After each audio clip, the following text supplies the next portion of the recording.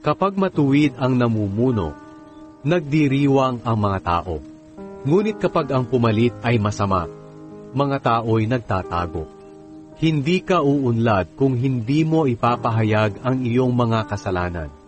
Ngunit kung ipapahayag mo ito at tatalikdan, kahahabagan ka ng Diyos. Mapalad ang taong laging may paggalang sa Panginoon. Ngunit mapapahamak ang taong matigas ang ulo.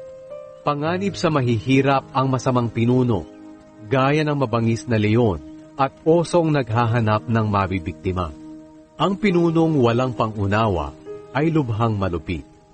Hahaba naman ang buhay ng pinuno na sa kasakiman ay galit. Ang taong hindi pinatatahimik ng kanyang budhi dahil sa pagpatay sa kanyang kapwa ay tatakas kahit saan hanggang sa siya ay mamatay. Huwag ninyo siyang tulungan.